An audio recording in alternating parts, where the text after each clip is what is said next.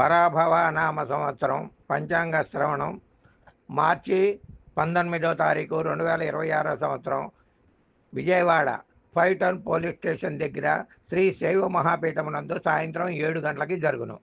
ఆసక్తి ఉన్నవారు ఆహ్వానం. పరాభవనామ సంవత్సరం 60 సంవత్సరాలలో ఇది 40వ సంవత్సరం. పరాభవం అంటే అవమానం మాత్రమే కాదు, జాగ్రత్తగా ఉంటే అద్భుతమైనటువంటి అవకాశాలను కూడా ఇస్తుంది. 2026, 27 పరాభవనామ సంవత్సరం మార్చి 19వ తారీఖు 2026 నుండి ఏప్రిల్ 7వ తారీఖు 2027 వరకు కూడా పరాభవనామ సంవత్సరం ఉంటుంది.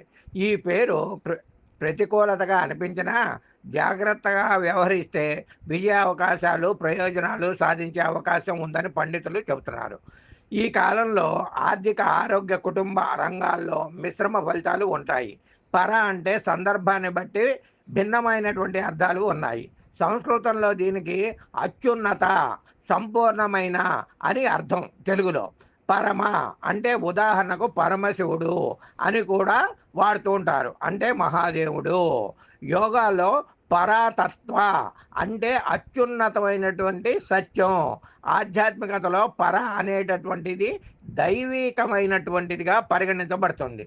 శివ అష్టోత్తరనామాల్లో భవః అంటే సృష్టికి మూల కారణమైనటువంటి వాడు పరమేశ్వరుడు అని అర్థం. భవః అంటే సందర్భాన్ని బట్టి సృష్టి ఉనికి, స్వభావం అని అర్థాలు వస్తాయి. సంస్కృతంలో ఈ పదం జీవించడం, ఉండటం లేదా సృష్టికి కారణమవ్వటం. భవః సృష్టికి మూల కారణమైనటువంటి వారు అని సూచిస్తుంది.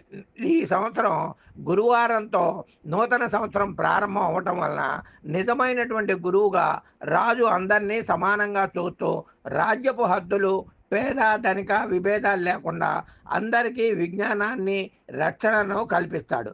క్రమశిక్షణ, సదాచారానికి, వేద మార్గానికి కట్టుబడి ఉంటూ యజ్ఞయాగాదులను ప్రోత్సహిస్తారు.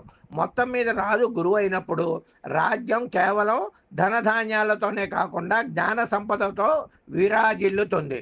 కాబట్టి ఈ యొక్క పంచాంగ శ్రవణం, రాశి యొక్క ఫలితాలు, ఎవరి రాశి ఏ విధంగా ఉంటుంది, వాటికి జరగబోయేటటువంటి ఉపశాంతులు, దేశకాల పరిస్థితులు, ఇవన్నీ కూడా పంచాంగ శ్రవణం రోజు తెలుసుకొని దానికి ఉపశాంతులు చేసుకోండి. సర్వే జన సుఖినో భవంతు, సమస్త సన్మంగళాని భవంతు. ఓం శాంతి శాంతి శాంతి.